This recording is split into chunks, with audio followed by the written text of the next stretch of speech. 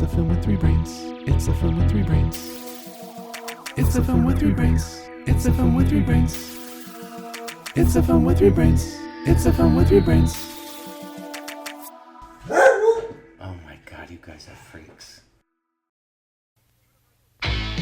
Universal Pictures presents everything you always wanted to do in high school with everyone you always wanted to do it with. Hey, bud, let's party. They're the students of Ridgemont High. Brad Hamilton, the fast food king. I shall serve no fries before their time. It says 100% guaranteed, you moron. Mister, if you don't shut up, I'm gonna kick 100% of your ass. Charles Jefferson, a man with a mission. Oh, gnarly. Linda Barrett, not exactly the girl next door. Awesome. Totally awesome. And Jeff surfs up Spicoli. People on lewds should not drive.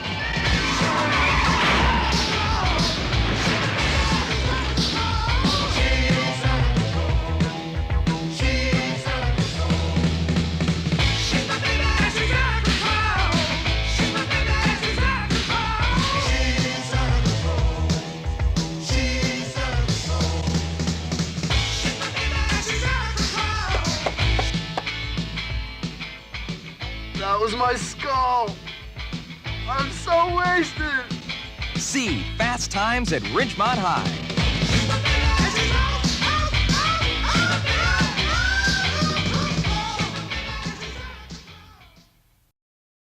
Hello and welcome to the free. I mean, here we go. I mean, we've only done this 213 times. I know. What's it called? It's so hard to figure it out.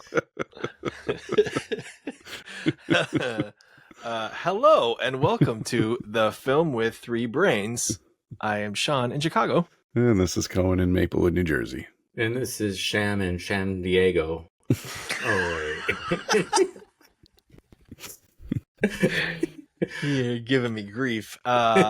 Deserve it. Okay, no, we're going to talk about a movie called Fast Times at Ridgemont High. Here I go again. 1982. it's hard to sing with these marbles in my mouth. Directed by Amy Heckerling, and the screenplay was by Cameron Crowe, based on a book that he wrote in 1981 called Fast Times at Ridgemont High, a true story, which I'm not sure I knew about necessarily, but I thought that was very interesting. Yeah. He went undercover, posed as a student. Yeah, it kind of, I'm glad what we did Almost Famous, because it really sets this up. Because, yeah, he was undercover. He was a Rolling Stones journalist at the time, right? When he was undercover, I think he was or already had been. I don't know. Because I read a little factoid about how the principal of the school wasn't going to let him do it. But he mentioned that he had met a bunch of musicians, and the principal asked him, like, who? And he said, and for some reason he mentioned Chris Christopherson, and it turned out that the principal was a huge Chris Christopherson fan. As was everyone. And then decided that he'd let him do it because of that. I kind of want to read the book. I actually think a movie of the book of him being undercover would be interesting too. Yeah, totally. I mean, there was a movie like that. I don't know if it was inspired by him, but it was with Drew Barrymore. I forgot what the hell it was called, where she goes undercover in high school. I don't remember why. I'm not entirely sure I ever saw it, actually. And there's that one that what is it? Hiding Out?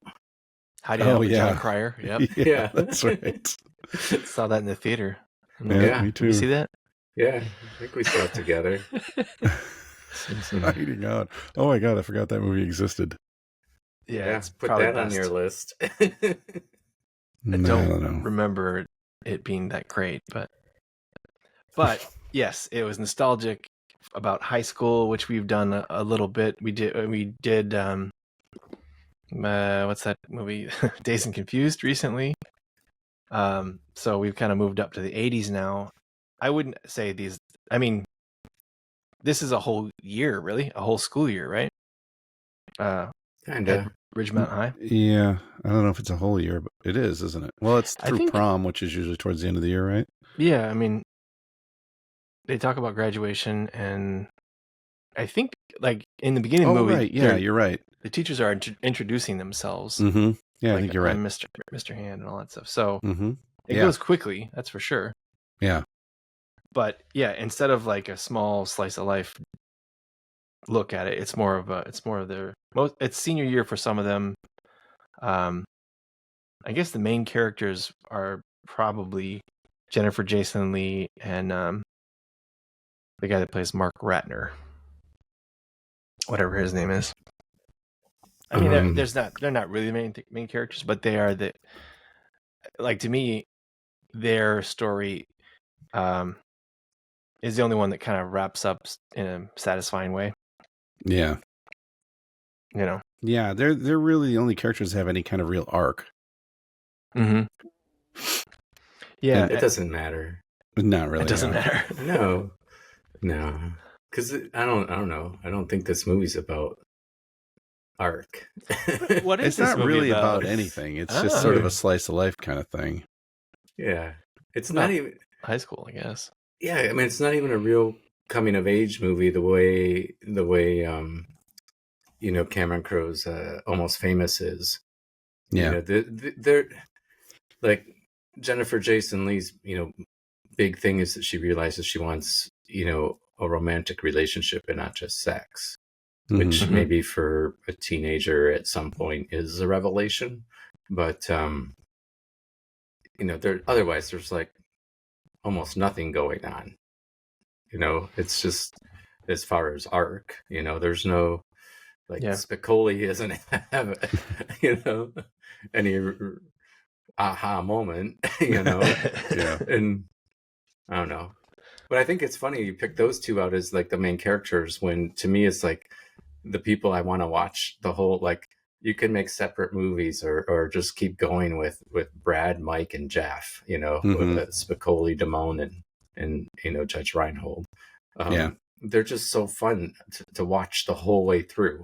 And even Damone does some crappy stuff and redeems himself a little bit, but still, like, I'm sitting there watching the movie just grinning for like 45 minutes straight. I think part of the charm too is, you sort of just touched on it, is that everyone other than like Damone's sort of thing he does with Stacy, everyone's like basically like fundamentally kind in this movie to each other, which I appreciate, and it sort of ties into this thing I read about that Amy Heckerling said she was inspired. She wanted to make a movie that was sort of like American Graffiti, which doesn't have a real plot to speak of. It's just these characters, just sort of living with these characters for a brief time and seeing what they're all about. And she thought it would be great if she could make a movie where if you as the audience fell asleep and woke up in the middle of it, you'd be happy about it. That's a weird goal. Yeah, it is a weird goal. But I mean, I really appreciated that no one was mean to each other. Yeah, in a high school movie, which was great, and I really enjoyed that. And it reminds me of you guys ever watch Schitt's Creek? Yeah. So I read this interview with Eugene Levy's son, Dan. He's like he's one of the main characters. And, he's sort of the creative force behind the show. And he wanted to make a show where in a universe where homophobia doesn't exist.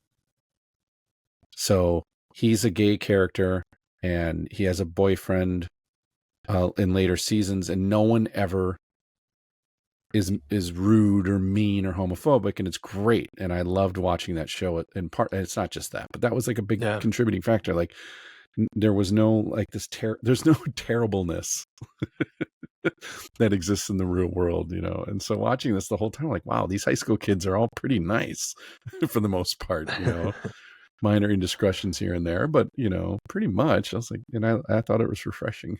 And I didn't remember this movie very well at all. I've only seen it a few times, and it's been a number of years. It's funny that we're talking about this nice stuff because Fred Gwynn, the real tall guy from the Munsters, I think is that Fred Gwynn?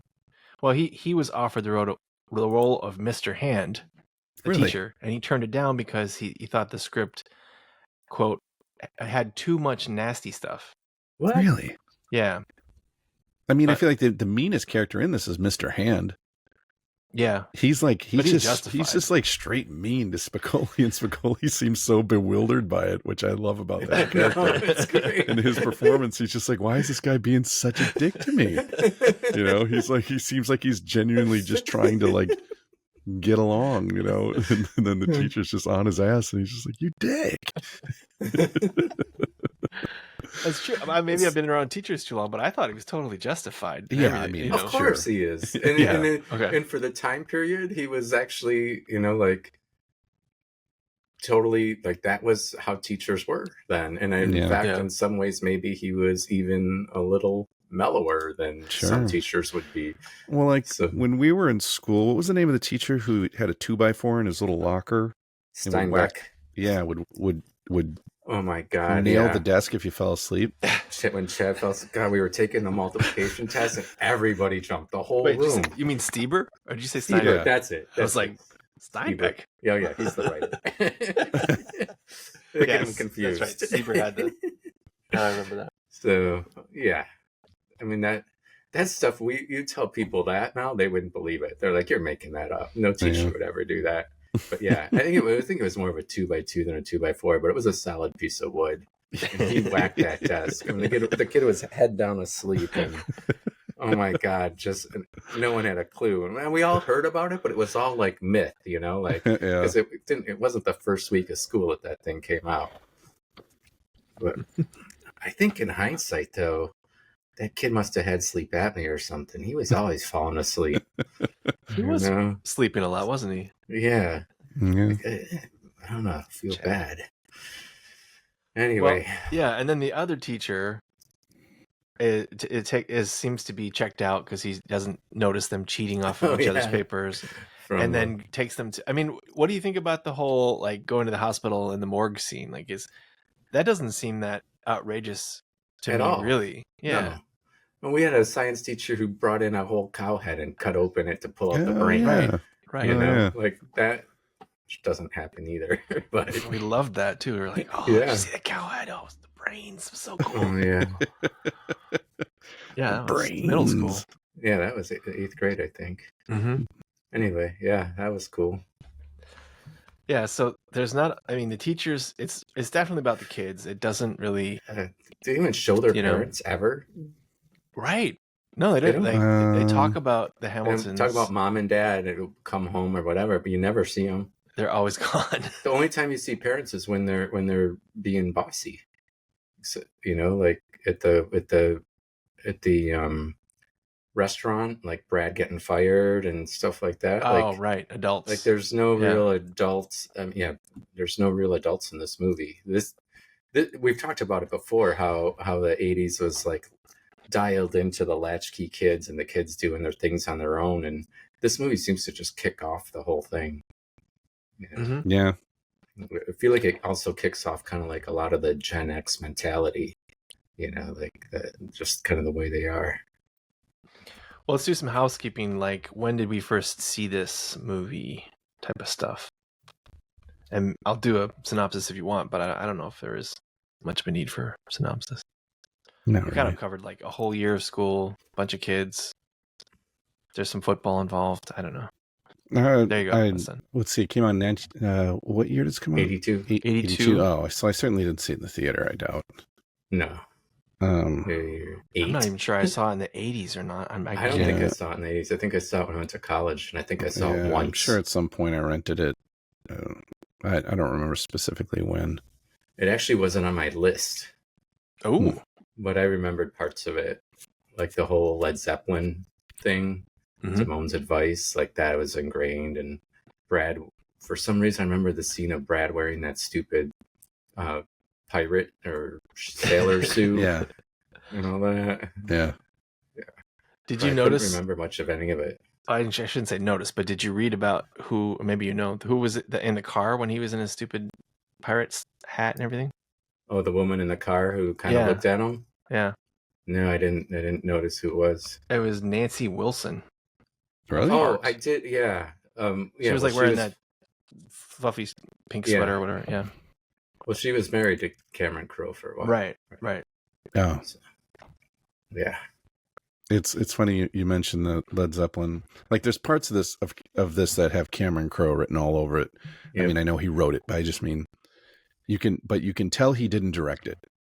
And I think the biggest sort of tell is that most of the music is terrible. Oh, really? Yeah. I wouldn't say most let me of it's rephrase that. It's just not great. Cameron Cameron Crowe doesn't make a movie without a great soundtrack. What do you think, Sam? What do you? I think it was good. I think I agree. There were some songs I'm like, I don't remember this. And then there were others, but I mean, what did it start off with? We Got the Beat? Was it or that was in there? Was that in the beginning? yeah. I don't know. I think there were Sounds enough good songs. But I mean, I agree. I mean, we just watched Dazed and Confused, which is an unbelievable soundtrack. And we covered Almost Famous, which is also an unbelievable. But look at any of his movies. But he's Somebody's Baby, Jackson Browne. That was a big song. Maybe not anymore. It's not necessarily one you go back. The Don Henley song, like, yeah, sure, they could have got something a little bit better given who it's Don Henley and they have so many other good songs. So there were a few in there. They got Billy Squire in there. That was nice to hear the Stevie Nicks song. I hadn't heard that one in a long time. Sleeping Angel was in there. I don't know. I think that the American Girl, I was like, finally, I can relate this song to something besides Buffalo Bill, kidnapping the girl, because that's always, every time I hear the song American Girl, it's when he kidnaps the girl in Silence of the Lambs. It's like, you help me get he's trying to put the chair in the back of the van. Yeah.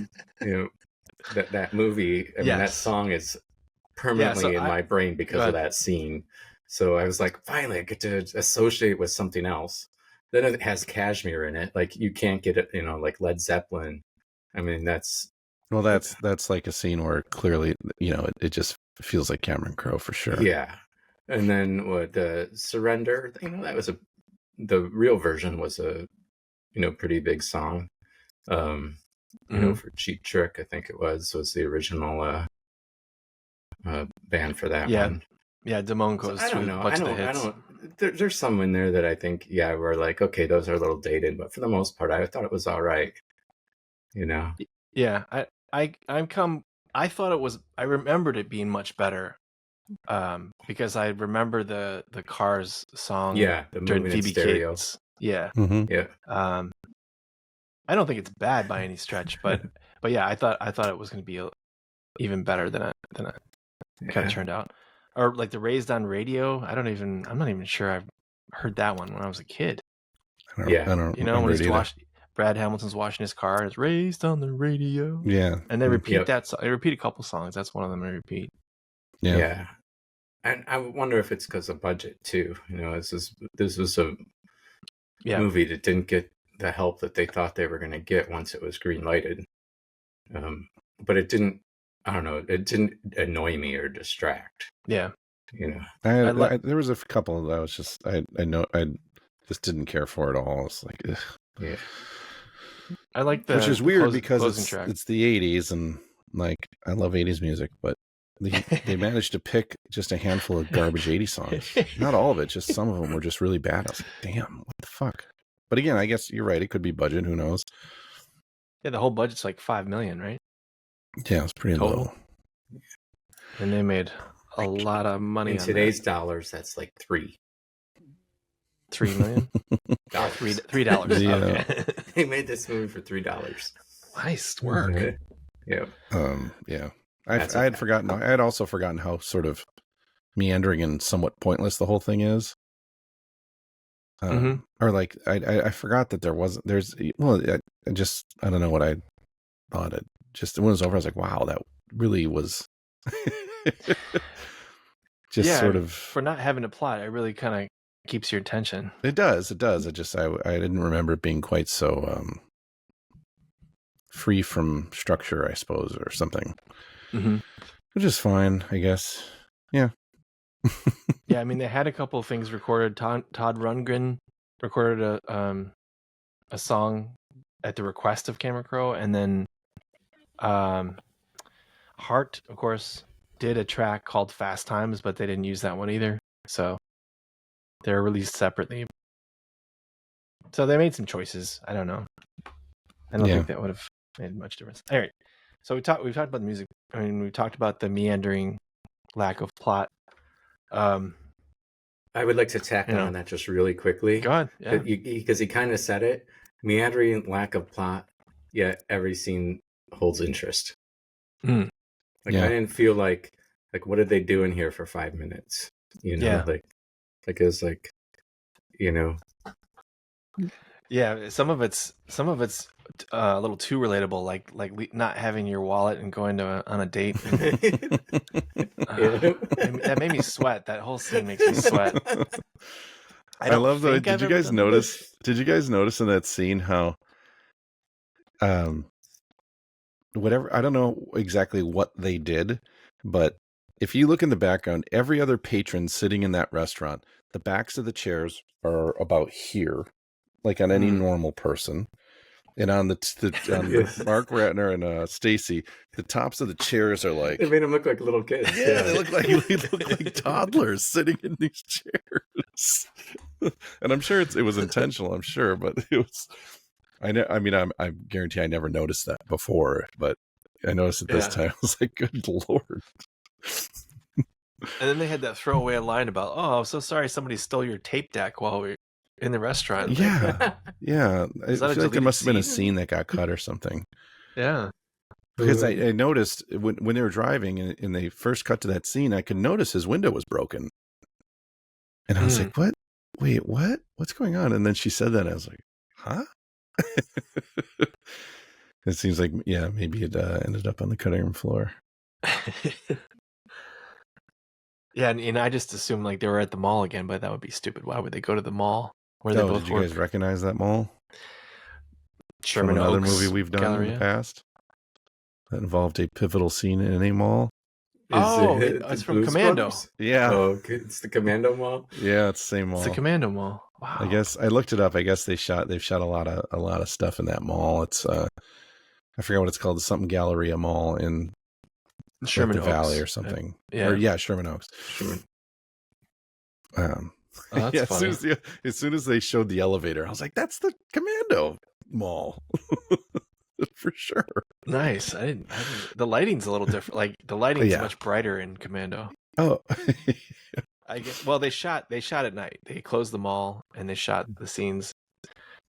So maybe that's why it seems so dark. Yeah. But apparently, Amy Heckerling she understood the whole mall. She, I think, was like, "Hey, we should really focus on this mall thing." Mm-hmm. And Cameron Crowe was like, "Okay, I think she gets it." Yeah. And it's funny makes because sense. malls seem so weird now. Right? I do. I agree. Like maybe that's just being older, or is that a generational thing too? Here we have at least one mall that's like completely empty. It's so weird. Are you trying to do the Happy Gilmore thing there? Billy Madison. COUR. Oh, Billy Madison. Sorry. Are you going to the mall? Yeah. Yeah, the one here went out of business. The movie theater next also went out of business. And they're going to tear the whole thing down and make housing out of it, which seems so weird because it was just such a staple for so many decades. Yeah. I mean, there's plenty of malls here that are, I guess, successful, but there is at least one it's like there's a Barnes and Noble, and that's maybe the only store that's still open. There's maybe a couple others, but like we went in there once with the kids in the middle, like last summer, we went in there for the first time other than just going to Barnes and Noble or the empty Sears, which was like COVID central where they were doing vaccinations and testing and stuff. And the air conditioning wasn't on. So it was like 1,000 degrees in there. And there was only a handful of stores that were open. And we're like, what the fuck is this? And we went in this one store looking for like a t-shirt for Carter. I don't remember why. It had to be like a purple t-shirt. And we asked the guy working, like, why is it so goddamn fucking hot in here, man? And they said, they said that they never turn the air conditioning on anymore. Oh. Because like the owners of the mall are trying to force people to leave before their leases are up so they can sell it or whatever. Whoa. I was like, oh, that's so fucking scummy. That's gross. Anyway, that is neither here nor there.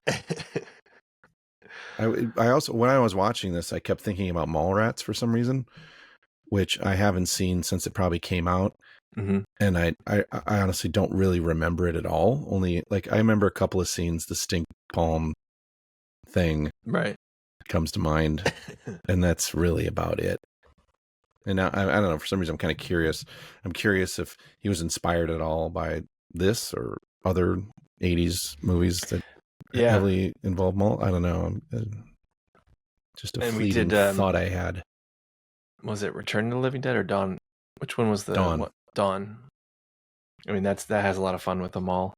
Yeah. But yeah, I mean, there aren't very, like, Mallrats is one of the few where it's entirely, except for like the beginning scene, it's all at the mall. Mm-hmm. It's all about hanging out at the mall, what stores, but I don't know. Yeah, I think that what I like about it is that most of them kind of hate it. You know, like they either hate their job or, you know, are worried about, you know, they're there for the social aspect of dating stuff, picking up people, and that's really it. I mean, and then you got Brad Hamilton, who just goes through all the fast food jobs he can, which is pretty crazy. I like when Mark Ratner says, "Working at the theater stinks. All the action's over there on that side of the mall." You know? Mm-hmm. Yeah. And then yeah, he wants to be that. Right, like the food court, I guess. Food court, yeah. And then Phoebe Cates says she has a line. She's like, "You work at the best." Oh yeah, whatever at the best food court, whatever thing at the mall. It's like, all right. Well, that's what it was. That was your world, man. Yeah. Maybe it's because we had to drive pretty far to go to mall. I mean, we had the Bristol Outlet Mall, but that's not even really a mall. That doesn't even count. It's like a strip mall, indoor flea market. Market Square Cinema or Market Square, wasn't that supposed to be a mall? And then they just never like got any stores in there. Yeah, it's always vacant. Yeah, it's weird.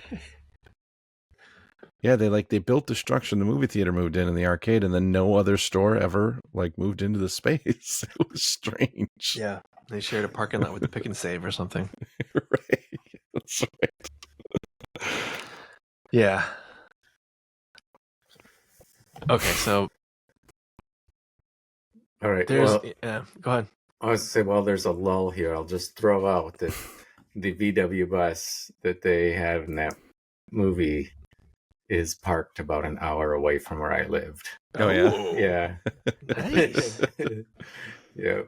It's a VW restoration guy, Skinner Classics. They have it, and you can go take pictures with it.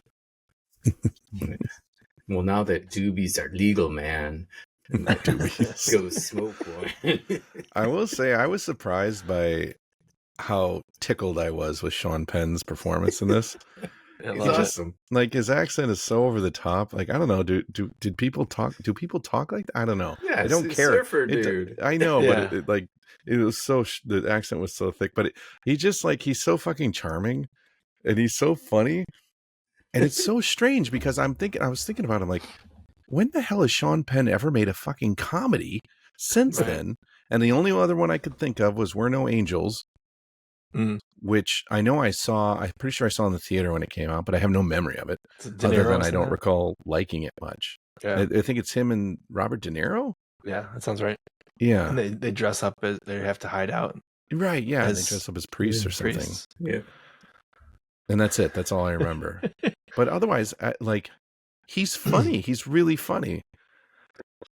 Yep. It makes me wonder if he just like, I wonder why he never did any other comedies. Yeah.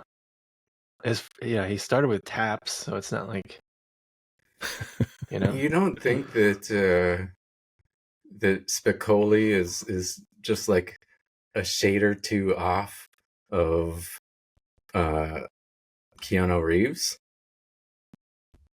Oh, you mean like Bill and Ted? Yeah, Bill and Ted's Excellent Adventure. Well, sure. Yeah. Yeah, it's a bit. I mean, like they're not that far apart from each other. But I suppose. Yeah. But Ted's more like, and then Sean Penn has got he's got some more subtle effects, and he's got all the stoner references. And Yeah. That was a great. And the That was surfing. a great brief impression. Yeah. thanks For everyone not We're watching working the on video it. version, they're Oh missed right, out. I guess you can. Oh, yeah. How do I describe what I just did? Yeah, sorry about that, radio listeners or whatever. Yeah, well, I mean, Sean Penn has become such a serious actor too. Yeah. Oh, he's great. Yeah, also he seems but it's weird because he seemed like he doesn't do many interviews, but when you do see him in interviews or whatever, he just seems so humorless. Mm-hmm. As a person, which obviously I've never met him, I can't say. It's just the impression you get from seeing his somewhat limited public appearances and listening to him talk. But yeah, I think he's great in this. He's my favorite part of it, I think. And his crew is crazy. Like all the Anthony Edwards. Oh, right. Eric Well, Stoltz yeah, were I on mean, the band. right. The whole cast, the cast of this movie is pretty interesting. I mean, like you just said, Anthony Edwards and Eric Stoltz, and Nicolas Cage shows up briefly here and there, and yeah, who else? Jennifer Jason Leigh. He's still Phoebe Nicolas Cates. Coppola. Yeah. I think it's the only movie. time he was ever credited as Coppola. Mm-hmm. Even the guy who delivers the pizza, I'm like, I recognize that dude. He was in The Last Boy Scout, and he's like a comedian. Yes, Of course you did. Yeah. But yeah, and Mr. Hand, I always think of him in Johnny Dangerously, which was also directed by Amy Heckerling, delivering with the newspapers. Like he gets hit in the head, and he's blind, but then he gets hit in the head, he can see, and then he gets hit again, and he's deaf or whatever, and he just keeps getting hit in the head. That's great. Yeah, he's good. He's a bit of a scene stealer. Yeah, and that other teacher you were talking about who was in Ghost, mm-hmm. and other stuff too. But One Flew Over the Cuckoo's Nest. Oh yeah, wait, no, is that him? I think that's it's got him, right? Mm-hmm. Yeah, nice. Yeah. Who else? Anyone else of note? Well, I mean, there's people that were going to be in it or were thought of. Mm-hmm. Like Tom Hanks or something. Ralph Macchio, Matthew Oh, yeah? Broderick, Meg Tilly, Michelle Pfeiffer. Elizabeth I wonder if Shue. it was one of those things where like Elizabeth every actor in Hollywood auditioned for it. Yeah, Carrie Fisher, Ali Sheedy. I mean, Yeah.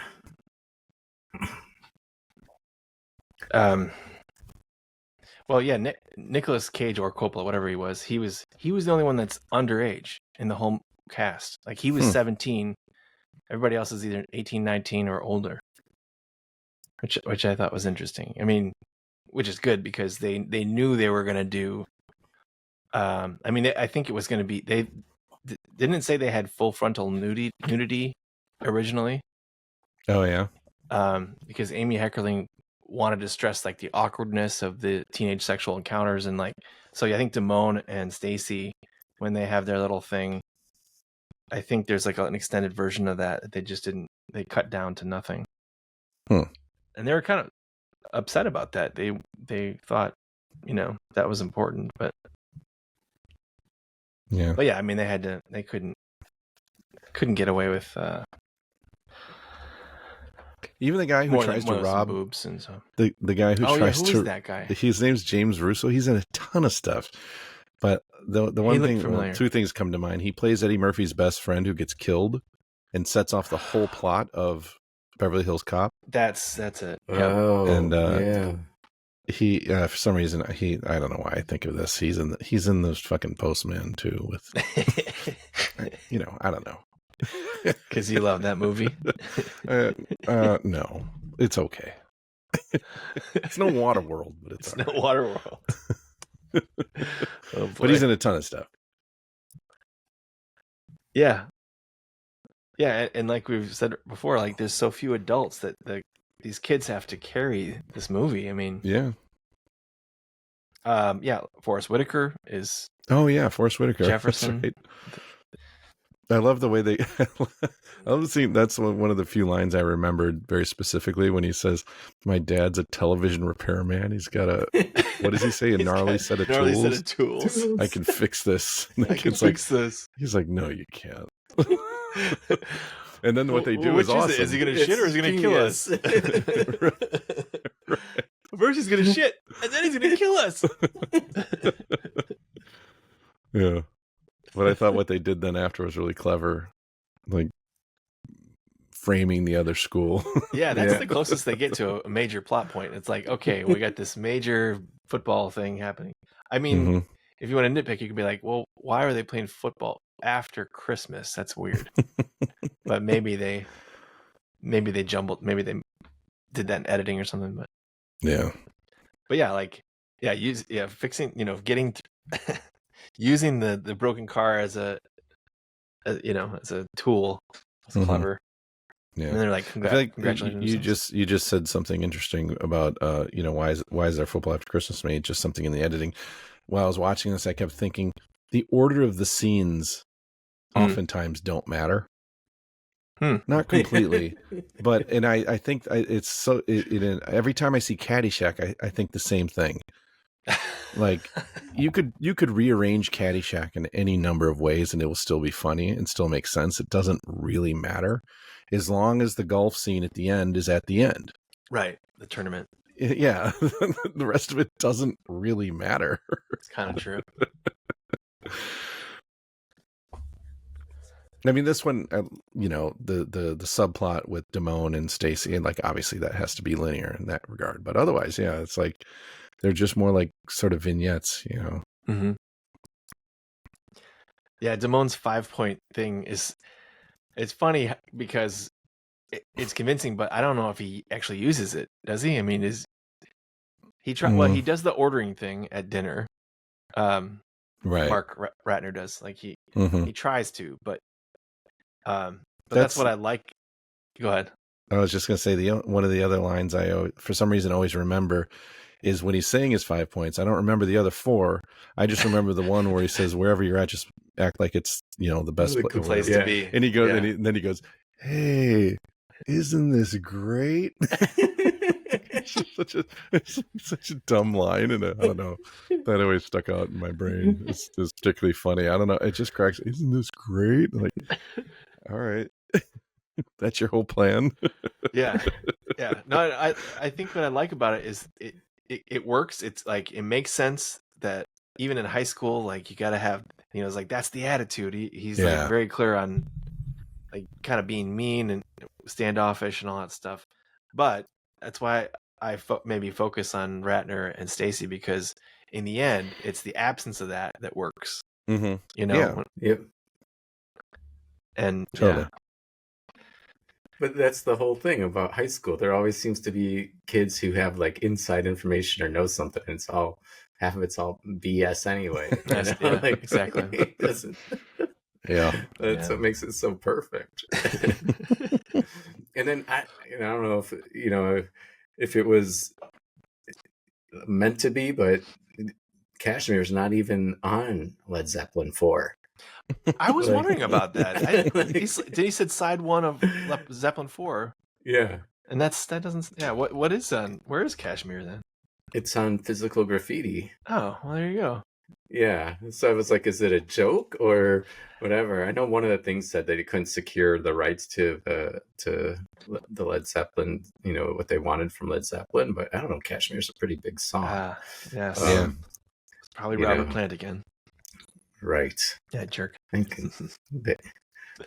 and it all comes down to him being a jerk about everything. Sounds about right. Yeah. Otherwise, we'd be able to see him in concert. I mean, everyone else who's 80 years old still tours. He's not even 80. Everyone else, or just Mick Jagger? He's the only one who's 80. Ozzy's dead, so he's not going to be able to, Ozzy. I think Steven Tyler hung it up too. So, yeah. Anyway, it's Robert Plant's fault. Mm-hmm.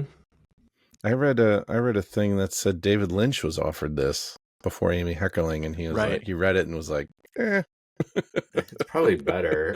Yeah, I don't know how Yeah. that would turn out.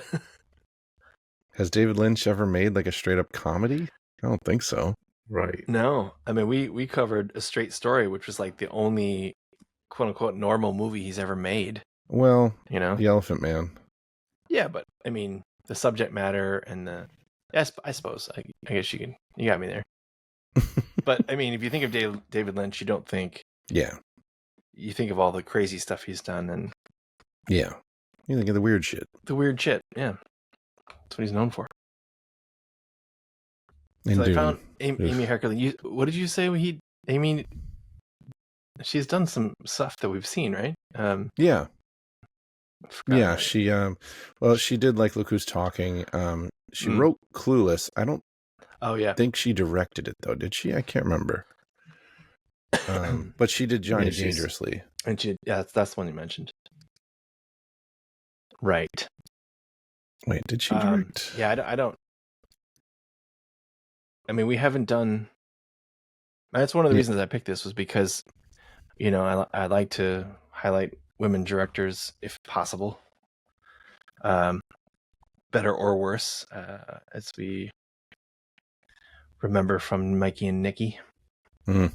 I mean, I don't know. I don't think it was terrible, but But yeah, since you mentioned stands out. it, Yeah. Mhm. Mikey and Nikki just popped up because IndieWire made a list of the 100 best movies from the 1970s, which, hint, one of the ones I'm picking, or the next movie I'm picking is on that list. Okay. But Mikey and Nikki was on that list at number 52 or 3, which surprised me. Right before that, one spot ahead of it was Star Wars. What? Yeah. Whoa. And I'm curious what the next couple below it are. Well, you'll be happy that your buddy George Romero got it into the 30s. With which one? Was it with Dawn? Yeah, Dawn of the Dead. But yeah, I was like, what? Star Wars it doesn't even break the top 50, and there's a lot of movies on here that you'd be like, no way, it's just way too artsy for your like. And there's a number of foreign films on there that are of interest. But yeah, I saw that. I was like, I just would have never put that in my top 100 of the 70s. Certainly not the You know? I mean the 70s, there's so many great movies came out in the 70s. Mm-hmm. Yeah, I mean they did get both Godfather movies in the top 10, and Alien is in the top 10. Nice. But, yeah. Who made this list? IndieWire. I have to look it up. Yeah. It has, like I said, has some interesting stuff, has a number of things I've never heard of, has some things I hadn't thought about in a long time. But that to me was, I think Elaine May's in there twice. She's got another movie that's higher ranked. Yeah. Was it Ishtar? It's not Ishtar. Ishtar's the 80s. But Ishtar's we've reviewed a number of timeless. them already. For people who are just tuning in, we have like 800 other episodes. And we did cover some of these other sorcerers in there. That's a good one. Yeah, the Stalker is in there. Oh, wow. Which we yeah. didn't necessarily love, but was very interesting. Yeah, and I think that's what this movie is. I mean, this list is going for, is things that kind of, changed, like invented genres or changed the way we make movies or had movies. Like part of their intro is like that. This was like this crazy, decade where anything could be made. Like right now, a lot of people don't feel that way, that it's all like, sequels and low risk. And this was like, they're giving anyone a shot. I can't believe they have The Exorcist below Mikey and Nikki. Yeah. Yeah, that seems wrong.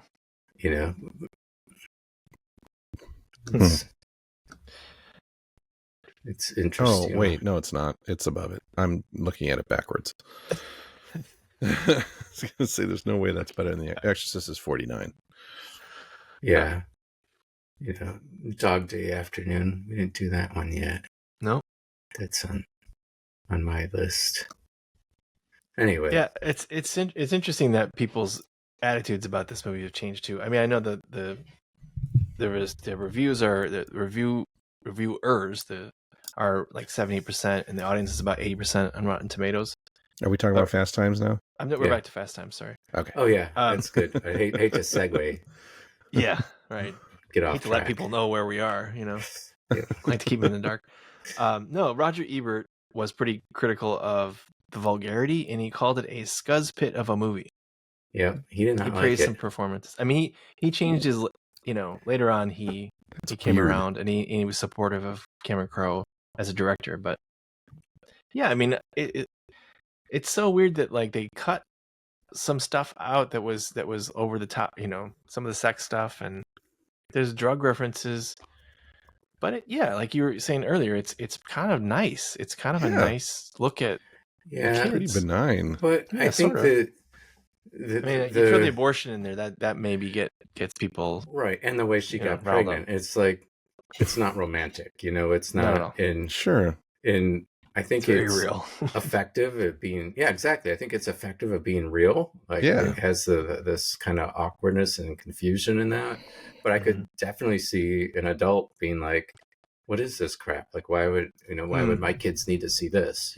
Especially in the 80s, because it's the days before there were, see-through clothing at the Grammys and the Academy Awards and everything else. Like it was a different time. But also after this, there's a whole bunch of like sort of TNA comedies that come out in the 80s. There's Right. Revenge But of that's the the whole Nerds, thing is- Porky's, all I mean, there's a lot of them that But this come isn't out that. after this. Those True. are just purely gratuitous, and I think that she was really trying to capture like this naive girl Yeah. trying to I figure agree. out what it's supposed to be. Like Mhm. and she realizes like it's not just about sex. Yeah. And her friend is sitting there convincing her that it that is. all Yeah. this stuff is necessary. Because Right. I think Yeah. wasn't this I think Amy Heckerling wrote something about a girl trying to lose her virginity as fast as possible. So that kind of ties in. I don't know. I'm not too clear on that, but definitely like Stacy's ride is the roughest, I would say. Yeah. Because she meets that jerk of a guy in the beginning, and and then she meets Damone. Well, I don't know. She just goes through it, and she's not mean to anybody that I can remember. No. Yeah. She's just a girl trying to grow up too fast, which is Yeah. still relevant. That theme will never be irrelevant. Yeah. And that's what it's about. It's not about the nudity per se or the sex per se. It's about her trying to be someone she's not, and she hasn't figured out who she is and what she wants. Yeah. One of my favorite scenes is when after the date, when she invites Mark Ratner in, and they're looking at the photo albums, and there's that shot of their feet, and they're like fidgeting, and there's the music is playing, and Yep.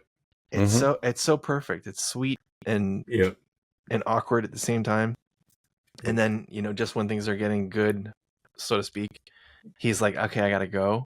Yeah, And he she gets feels scared. all weird. Yeah, he gets scared. And like there was, that's all so relatable. It's like, oh man, Yeah. he just, he's And then he so walks nice. outside and the light turns off. It's just perfect. It's like, he steps out of her house and her light turns off, and it's just like night's over. Does he like, turn around and like almost go back in? Yeah, right there. he turns and looks, and that's right in the light, and sees the lights off. Yeah. Yeah. And it's like, oh, that's perfect. That's good filmmaking. Yeah. Yep. Why tell him when you can show him? Right. Seriously. If I had to pick one line, I think my favorite has to be, Mr. Hand saying, "What the hell are you doing?" He's like learning about Cuba, having some food. Like, I've like for years, I've been trying to remember that line. I always like say it backwards. I was like, having some food, learning about Cuba. And but it's like the delivery in the moment is just so perfect. Double cheese, double sausage. Who gets double cheese and double sausage? That's weird. I don't know. Maybe not. I mean, watching Gotta this ask for extra movie, cheese. this is a movie we should have been watching over and over and quoting endlessly, and I'm just You're right. surprised it never made it onto our list. Yeah. You know. Yeah. It's Yeah. kind of fun the whole way through. I think I've seen it 4 or 5 times total. But I definitely, I didn't pick up on it for a long time. And it's in the Criterion collection too, so you know. Yeah. But then so is House, right? Yeah.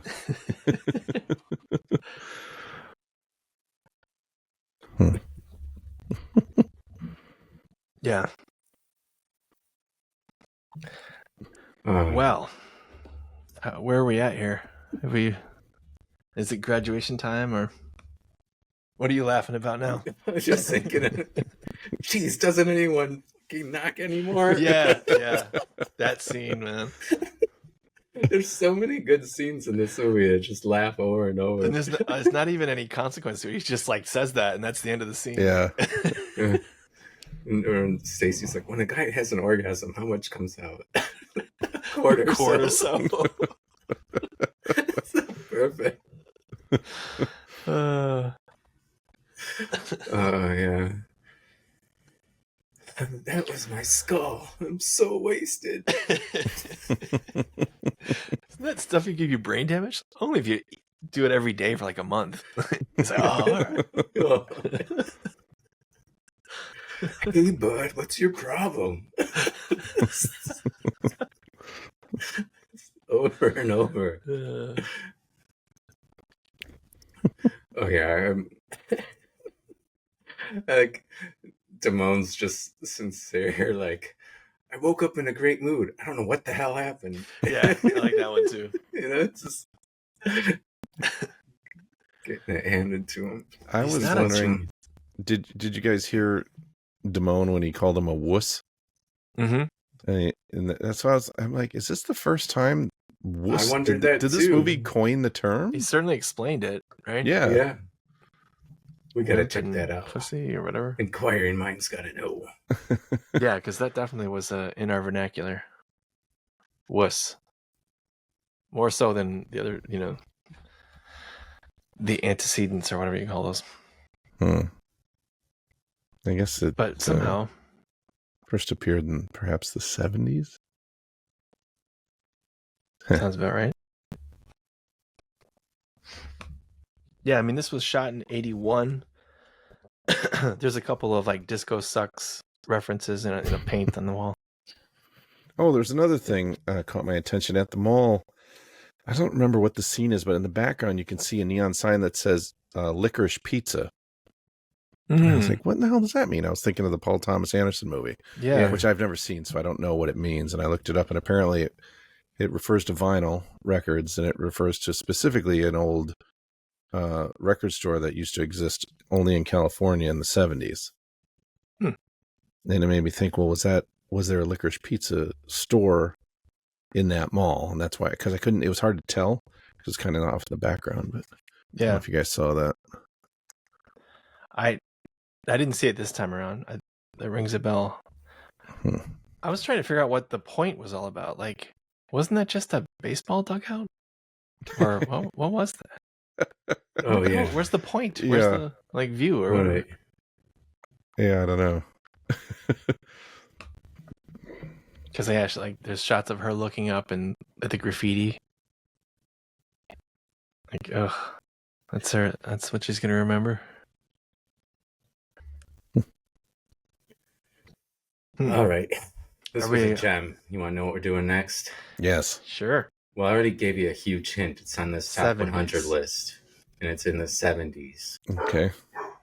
Not necessarily a funny movie? You just said best. It was a best of the 70s list. Yeah.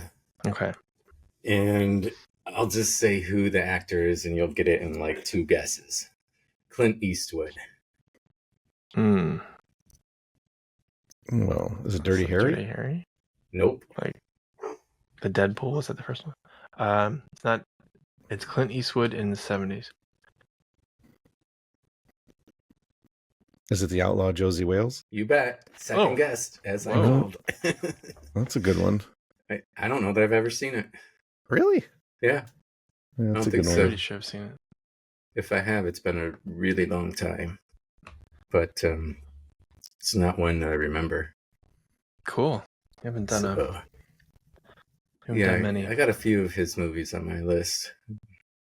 Obviously, We did A Perfect World. I remember that. yeah, Unforgiven's on I there. haven't done that one yet. Yeah, but that's where one of my can lists you- since day one. Where can we see this outlaw, Josie Wales?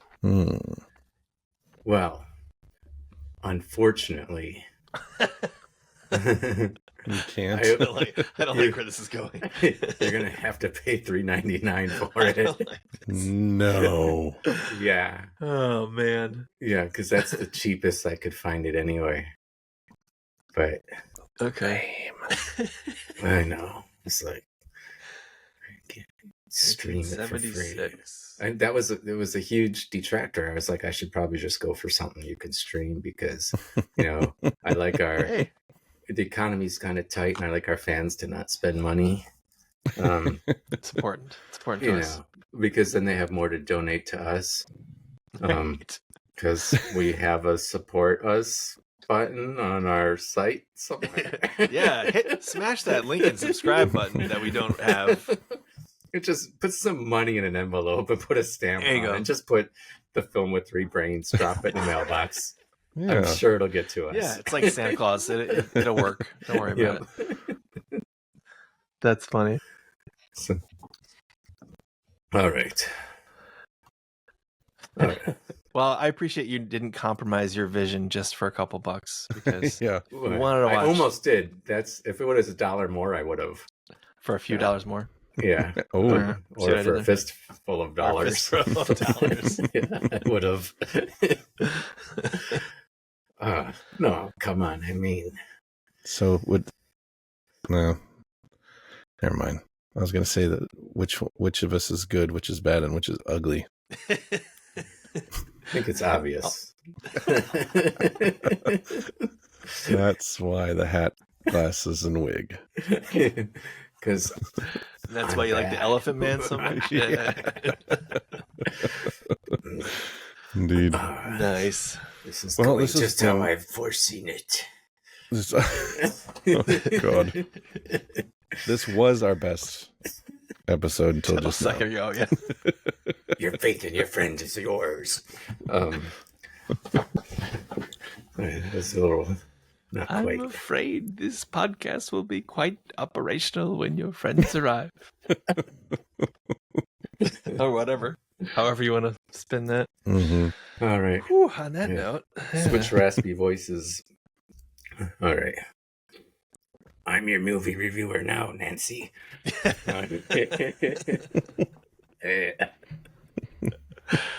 Wow. All right. Yikes. Cut it off.